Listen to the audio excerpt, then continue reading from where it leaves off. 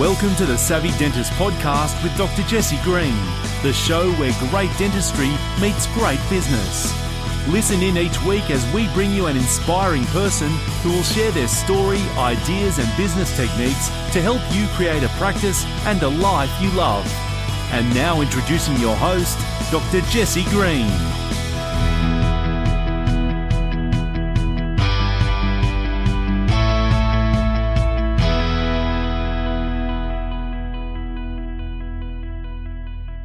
Hello everyone, it's Jesse Green here. Welcome back to SavvyDentist.com and to the Savvy Dentist Podcast. It is wonderful to have your company once again for another episode of the show.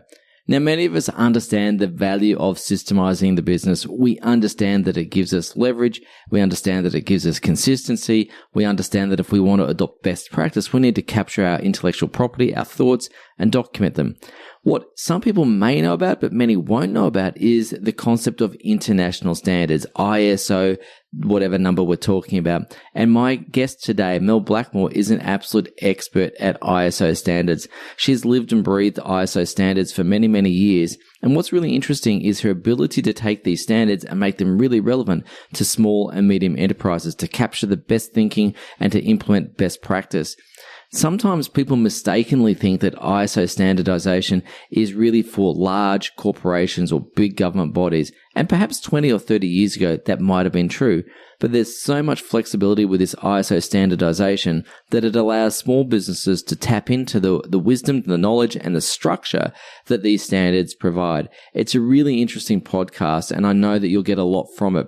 Now, if you want to find out more about Mel and the work that she does, I'm going to encourage you to go and check her out at blackmoresuk.com or head across to her brand new platform called isologyhub.com or blackmoresuk.com. There's a bazillion different resources there, heaps of things you can read, heaps of things you can digest, a podcast, other materials as well. But in this conversation today, we cover a lot of territory, but do, as always, have a pen and paper handy. You're going to get a lot of really useful things to take into your practice to standardize, get some leverage, adopt best practice for you and your business. So here's Mel. Mel Blackmore, thank you so much for getting up so early in the morning to come and join us on the Savvy Dentist Podcast all the way from the UK. How are you today? Very well, thank you. Thanks for having me. Oh, it's an absolute thrill and pleasure to have you here. I can't wait to get into our conversation.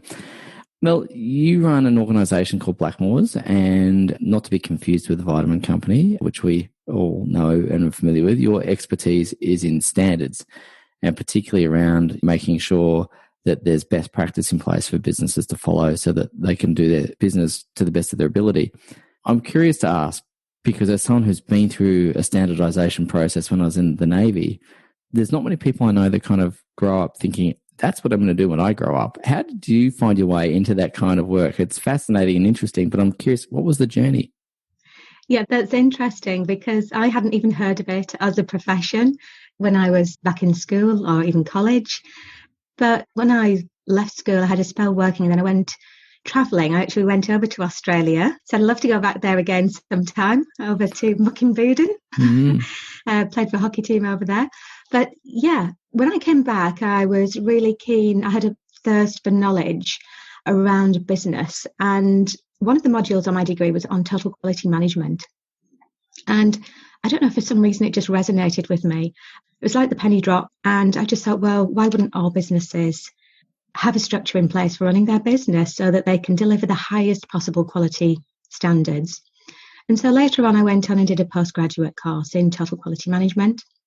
And I later had a family. I was working in London, but when the children came along, I actually thought, wouldn't it be great if I could share my knowledge on best practice and implement ISO standards for small businesses? Because at the time I was in the corporate world. And actually at the time, my father-in-law, who had a business, asked if I knew anything about this ISO 9001. And I said, actually, yes, yeah. And he said, well, would you mind giving me a hand with it? And it was really refreshing working with an SME and being able to make such significant changes. Not in the way that they delivered their services directly, but in terms of having that structure in place, having objectives, KPIs, really clear controls. So everything was really transparent and clearly communicated. So yeah, that's where it all began. I went back to my manager at the time. I was working in London, and I actually suggested to him that they outsource their quality management. And my boss at the time said, oh, very well and good, Melanie, but we don't want to lose you. And I said, well, actually, you'll be my first client, Richard. And that was where it all began. So it was a fairly low risk way into setting up my own business at the time. My husband was really supportive. We had 2 young children at the time, and it felt as though that was going to be the best work-life balance for us, because it meant that I could still do something I was really passionate about doing, which was helping businesses to improve, but still be a mum whilst the children were small. Fantastic. Mel, one of the things that I think a lot of business owners, particularly dentists or small to medium enterprise business owners, might be thinking is, aren't standards for the big guys? Aren't they for the multinational corporations? Isn't that what we see on government agencies or large corporations that employ thousands or tens of thousands of people?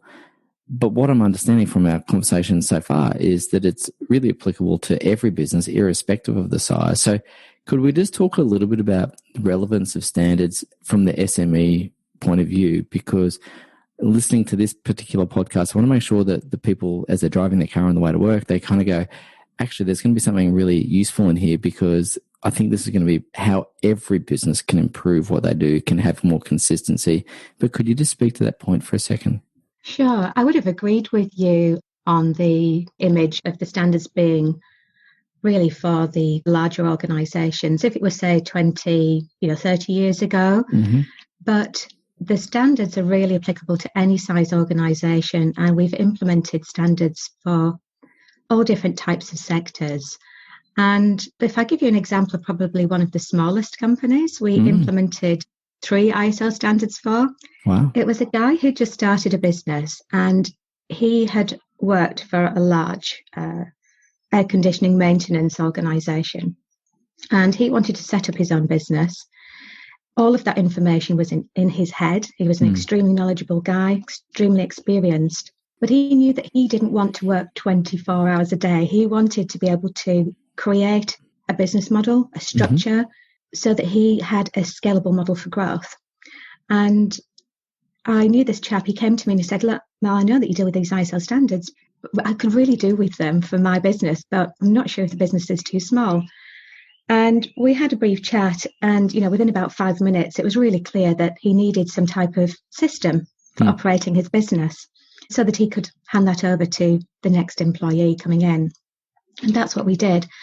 And we implemented the quality standard 9001. Environmental management was really key in that sector, and so was health and safety. So we implemented all 3 ISO standards as an integrated business management system. So long gone are the days where you need a separate manual for this and a manual for that, and everything was online. That was probably about 10 years ago, and now that's a multi-million-pound organisation. It's still not a huge organisation. It doesn't need to be, but it gives him a great life for both him and his family, and for all of his employees now. So, yeah, that's a great example on how a small business has grown through implementing and raising their standards. Yeah, I thank you for sharing that, because I went through standards 20, 30 years ago, whenever it was that I was in the Navy, a long time ago now, and we were speaking off air about how that process has changed dramatically since then.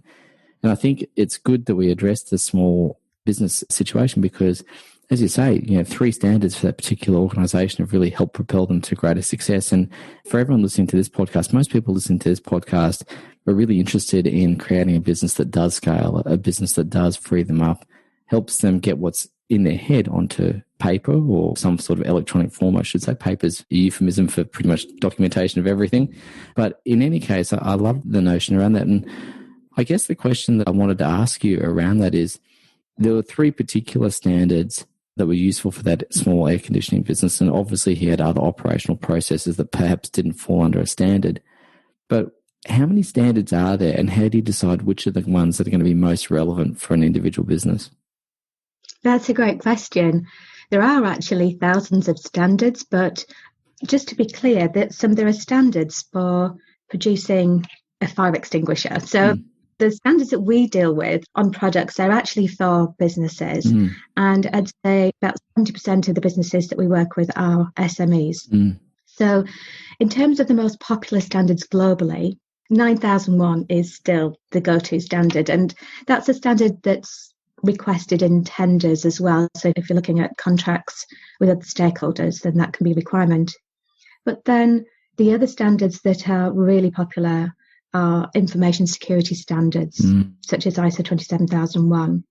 Now, a business doesn't necessarily need to be certified to that standard, because obviously certification is a cost, because that's the way that you can demonstrate your credibility, trust and confidence to stakeholders. But you don't necessarily need to go that far. You can actually have a great system in place which is aligned to that best practice. And this covers everything from recruiting a new person, induction, antivirus software, cybersecurity. It covers a whole raft of different controls that a business really should have in place to protect their assets, including obviously their information assets, but it does include people as well. Anyway, I won't go off on a tangent about information security, but that's definitely the standard that we've seen grow in demand over the last few years. And then obviously environmental and sustainability standards. Here in Europe, a lot of organisations are looking to be carbon neutral. There are targets in place. And businesses are wondering, well, where do we begin with that? And again, the standards provide that structure. And of course, there's health and safety as well. But quite often in an industry, there are sector-specific standards as well. So there is a standard for cosmetics manufacturing. So that's a GMP. So we have some dentistry clients that actually not necessarily produce the actual teeth whitening product, but they import that and they deal with the packaging and distribution in their country. So that's a standard that helps them to provide a structure for managing that type of business. It's really interesting. I know we didn't want to go down the tangent of the information security, but I'm going to go down that tangent and hopefully ask you a few questions about that, because information security is something that we as dentists deal with all day, every day. We're looking after people's medical histories, we're looking after their financial data, potentially going as they process their transactions and so on and so forth. So there's some very sensitive data that we have in our possession. And I'm just wondering, I don't necessarily want to go through the standard blow by blow and give us an overview, but if you could give us a couple of things to consider around information management, obviously that tie back into the standard, what would be a couple of the highlight points that businesses, particularly dentists, need to be considering around their information management that as they think about best practice? Well, just think about your client's journey. So from when a new client joins your dental practice, what information do they need to give you? Okay. Also, just think not just in terms of remote data, but also think of physical data as well. So from the moment they walk through your door, CCTV, that's capturing them initially. Okay. So what do you do with your CCTV? When they provide information, including payment details, medical information, personal contact information, okay, so how are they providing that information to you? Is it online? If it is online, how is that protected? So in terms of protection, obviously you've got your physical assets like laptops, PCs, things like that. So you might want to consider encryption software for your hardware, such as BitLocker. But then obviously, in some cases, it could be a little bit like locking your front door, but leaving your back door wide open if your data is not secure on wherever that's hosted. So that could be on a physical server, or it might be in the cloud, in which case you just need to verify, have they got ISO 27001 in place? What controls have your suppliers got? Because that's quite often where the greatest risk is. And then when somebody unfortunately moves on and leaves your dental practice, for whatever reason, you need to look at the information that you're holding on them and check in terms of wherever you're located in the world, what are the rules around retention of data? Because in Europe, we have the General Data Protection Regulations, GDPR, which some of your listeners may have heard of. And I know it. That also includes controls for the right to have access to your data. Okay, so there are lots of rights now that individuals have to get access to their own personal data that an organisation might hold on them. So you just need to think about accessibility as well. Okay. And I guess one of the things that we spoke a little bit about offline as well as GDPR, so is primarily a European standard, but we never know exactly what servers are hosting our information, where those servers might be around the world. So even if we're using something here in Australia, if our cloud storage is somewhere in Europe, we need to make sure that that particular storage system is GDPR is compliant. And therefore, we might not even be aware we have an obligation to fulfill, is essentially what I want to make sure we are clear about. Is that fair enough? Yes, it is. A really good idea to find out where your data is hosted and how that is protected, and whether the country that's hosting that data has any regulations in place and if they're complying with them. And I think that's probably why ISO 27001 has been so popular, because it does provide a holistic approach to information security that covers every aspect, not just commercial data, but personal data that your clients give you. Oh, sorry, I was just going to mention there is a specific standard on data privacy, which is ISO 27701. Okay. I just love the fact you can reel these numbers off. That speaks, when you're speaking in numbers, you're speaking my love language. When we start talking numbers, I'm a number nerd. But one of the things that I was just thinking about there, just, quite candidly, I hadn't even thought about what CCTV footage what the requirements around that are, and the fact that that's personal information. But it makes sense. And I think a lot of people go through their day-to-day operations, not really considering what obligations they have. And of course, we've only just spoken about one particular standard. And of course, we've kind of gone down that rabbit hole a little bit, but there are many, many standards, and you've spoken about the environmental management systems and so on and so forth. But what I wanted to ask you is, when it comes to running a business, one of the things that prudent business managers think about all the time is risk management. How do I mitigate risk? Firstly, how do I identify risk? And so I wondered if you could talk about standards as a way of risk mitigation, risk identification. What have you seen other business owners use these standards for as it relates to risk? Yeah, in some sectors it's used to reduce insurance premiums because it's a way of proving that they have got a solid system in place to manage risk. And I guess the confidence for the insurance companies come from the fact that it's not you just saying that you've got a risk management system in place or you've taken a risk-based approach, but it's actually an independent third-party certification body verifying that. Okay, because we can all say, we're, carbon neutral, or we're very much focused on health and safety, and we've got a commitment to that, but how do you actually prove it? So that's, one of the key differences. But interestingly, over the last few years, the standards have all changed so that they all have a common framework.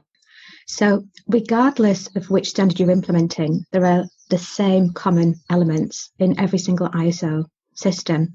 And it all begins with risks and opportunities.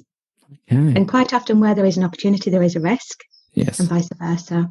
So that's an area that we begin with when we start looking to implement an ISO standard. So some of the questions that we will ask are, what are the top 3 things that would keep you awake at night? And then you can break that down by different functions. So if you've got a small business, quite often you're wearing a lot of different caps, whether that's sales and marketing, finance, operations. So there will be elements of risk across all of those. And it's a case of taking a step back and looking at where your most significant risks are, and then looking at addressing those risks and mitigating the risks. And once you've captured that, you can actually then document that and communicate that with the rest of the team as well. Okay. Really interesting to understand that there's a standardization of the standards, which is very meta, standard, so to speak. The layout and the format begins with the risks and the opportunities. With lots of small businesses now moving towards systemizing their operations, people understanding the leverage that comes from systems and the leverage that comes from having a team that can follow those systems and implement them really, really well. One of the things that I remember when we went through ISO 9001 in the Navy, we went through a really rigorous documentation process, and it was great. And at the time, to be fair, I don't think I appreciated it as much as I do now. But one of the things that I remember quite vividly in other areas, I was working at the Naval Hospital at the time, and obviously we were just one department within the hospital. But I remember each of the departments going through this process in their own way. But once it was done, once certification was achieved, and I know we're not talking about having to go through the certification process for small businesses, but I wondered whether you had any thoughts about how to make sure the standards or the processes are indeed followed. Because it's one thing to document everything, it's another thing for people to actually follow those documents. Have you got any thoughts around that? Yeah, that's a great point that you've brought up, because I think that's one of the greatest challenges for many businesses in terms of they might have a great system in place, but if nobody's aware of them, then they're not going to follow them. So communication is really key. So whenever we've worked with clients, we always have a great emphasis on the launch. So, imagine you're actually launching a new product or service externally. Think of it like that internally. You really want to create a buzz about it to drive momentum and enthusiasm, because at the end of the day, it's their management system. So they need to be empowered to take responsibility for it. It's not just one person's job creating the documentation, thinking that's it. In some respects, it's an organization's DNA, it's how they work. And that's a bespoke system just for that particular business. So it's really important that everybody follows that, because at the end of the day, your way of working is your magic sauce. It's what makes you unique. It's your USP. And once you've captured that, that means you've got a scalable model for growth as well. Because I think one of the greatest challenges is getting that information out of the business owner's head, out of the other managers' heads within the organization. Once you've actually got that down, you've then got that scalable model for growth. So if I understand you correctly, then the person who'd be documenting the process, the person who'd be creating the system or going through that particular standard, may be the business owner, but it may be the person who's currently doing the role as in the current position. Is that a fair assessment? Is it always one person that oversees the implementation of this process, or is there work that's allocated to the actual people fulfilling those roles? So typically there is a project sponsor. So it's the person that's actually endorsing it and that's supporting it. But typically the best way of working is to bring in process owners. So you've got champions within the business. So if you've got a receptionist that's in charge of the main office function, it's their responsibility to help to document those and to be responsible for making sure that they're compliant. Now, quite often they work with a consultancy firm, like Blackmore's, or have some online solutions. Like we've got a new online membership portal now where people can get access to that support 24/7. But they are really instrumental in the success of making sure that that system's been effectively implemented and followed. So, yeah, they have that sense of ownership that it is their process. And so when a business evolves and changes, so you might be offering new services, you might be growing, that's absolutely fine. But that process owner will be able to review and refine the process as the business evolves. This makes such logical sense to me. I understand the process of systemizing things and documenting things, and I understand the leverage that comes from that. I understand why people do it. What I'd like to ask you is, why do so many small businesses not do this? Yeah, I think some organisations think that it's quite bureaucratic, it's costly.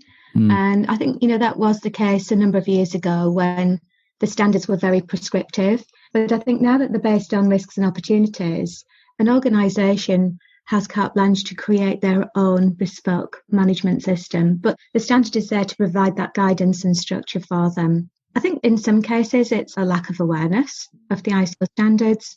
So in some sectors there are standards, like in the events industry.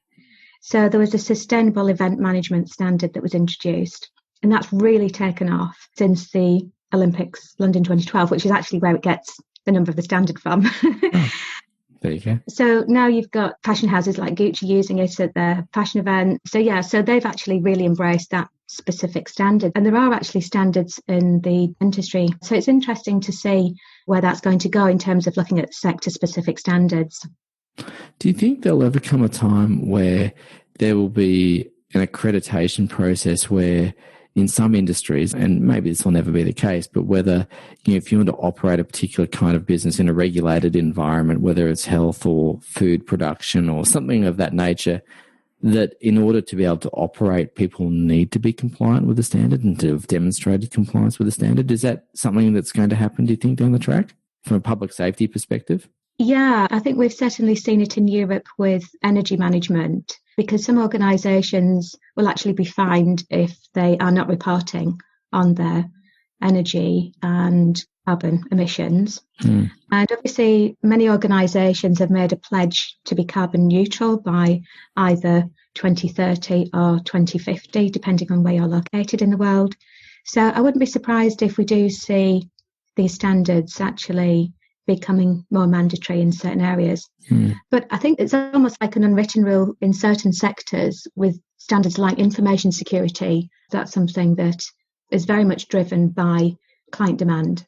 Yeah, and I guess for those businesses that are driven to be top of their field, best in class, they're going to embrace that voluntarily, of course, whereas others may be dragged to the table a little more reluctantly, and that might be part of it. So I was just curious to see if there are any moves around those particular areas of public safety where there might be some sort of compliance forced upon certain sectors of the economy. If people get this right, if a small business owner, dental practice owner says, Mel, this sounds great, I want to standardize my practice, I want to embrace a couple of these standards that are relevant and pertinent to my practice, what sort of benefits might they see if they go ahead and do that? We've spoken about some consistency, we've spoken about best practice, but what else might they see? Well, for me personally, I run a business and we obviously have a system in place, which is compliant to ISO 9001 and a managing consultancy standard as well, actually. And that's given me back time because when I first started the business and I took on my first employee, I expected them to do things in the way that I'd done things in the past. And I was so wrong. In fact, I was actually horrified in the way that they delivered their service. But to be quite honest, it wasn't their fault. I hadn't made it clear on how I wanted our services to be delivered. So that was a game changer for me. Just being able to get that information out of my head so that I could then employ my first employee. And that then enabled me to actually spend time with my family, because initially it was me running the business. But then now I've grown the business and that system has evolved. And now I've got employees training other new recruits as well on that system and that way of working. So I think giving back time. Also, I've built and sold to other businesses in the past. Blackmore, I've been running that for 15 years and I have got a plan to sell that business in about 8 years' time. And in my experience, every time when I've created a business and then sold it, a lot of the value isn't just in the client base, but it's also in the system. It's a significant asset. So in terms of succession planning, I think that needs to be looked at as an asset to the organisation. But also, I think from an operational point of view, we do save a lot of time. It basically just standardises the way that we work as a business so that I have confidence that whenever we deliver a service to a client, it's always delivered to a high standard. And that, of course, aids for client retention. It aids for your staff retention. It aids for, obviously, bottom line in that case as well. Absolutely. So although we've been established for 15 years, many of our clients have been with us for over 10 years. Oh, wow. Many of our employees have been with us for over 10 years. And that's because they're happy, they're comfortable. I'm talking about employees now. It's really clear what their roles and responsibilities are when they join our company. And for clients, because we've had career progression within the company, and so quite often it's quite difficult being able to move one client to another consultant because a relationship is there. Yes. I think that's true for any business where it's based on relationship. Yes. And so it could have been really challenging bringing another consultant in to take over that particular client. But because we all follow the same way of working, it was just seamless in terms of that transition from one consultant to another. So that's enabled us to grow as well and to make sure that our clients are always happy. Fantastic. Mel, we've covered a fair bit of material today, and obviously there's a whole host of things that we could talk about. But what I wanted to try and do as we wrap things up is to distill a couple of key messages for our audience to take away as it relates to standards, as it relates to the benefits of going through that process. If you were to distill some words of wisdom into a couple of bullet points, and I know that's a hard thing to do because I'm asking you to condense 15 years of operational experience into a soundbite, and I know that's not fair, but I'm going to ask it anyway. What would be a couple of key takeaways you would want the audience to understand or to think about as they go on their day today? I think the key thing is we're all on a journey of continual improvement. I'm mentioning that because that's at the heart of all of the ISO standards.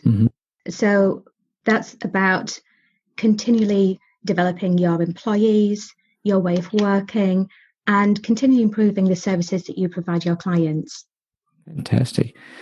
Ladies and gents, if you want to find out more about Blackmore's, I'm going to really encourage you to do a couple of key things. I'm going to encourage you to head across to blackmoresuk.com and check out the website there. There's also a podcast, and as a fellow podcaster, it is incumbent upon me to recommend podcasts because I think podcasts are fun and a useful resource. And I've had a listen to Mel's podcast and it's great. There's some really practical and useful things there.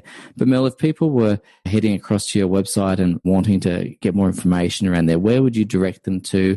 What would be the things or the resources you'd like to point people to on the website? We've actually got a free ISO standards blueprint. Mm-hmm. So this in effect is a blueprint for everything that you need to consider if you're looking at planning, creating, launching, and getting certified if you wanted to go down the certification route. But it does have a lot of key points in there that you might want to consider, regardless of whether you go for certification or not. And this is all around about how you develop your business practice ultimately. So that's available on a new website that we've got, because we've actually created a new membership portal that we've got government backing on. This is actually a game changer in our profession. So rather than providing services in person for our clients, obviously that hasn't been possible during COVID. We've been working via Teams. But during that time, we've been really busy innovating and creating a membership platform. So all our knowledge and expertise is now actually online on a membership portal. So that's on the isologyhub.com. So that's where you can download the blueprint. Great. So, ladies and gents, I'd encourage you to grab a hold of that. I'm going to do that as soon as we get off this podcast and check it out. But Mel, thank you so much for taking the time to come and hang out with us, especially because it is just turning over 7 o'clock in the morning there. And I really appreciate you getting up so early, gulping down your cup of tea to come and talk to us. And you're amazing to be able to talk about standards at 6:30 in the morning. I think that's incredible. It speaks to your passion about the subject, which is obviously boundless. So thank you so much for coming to hang out with us today. I really appreciate you doing that for us. Thank you, Jesse. Thank you for listening to the Savvy Dentist podcast with Dr. Jessie Green.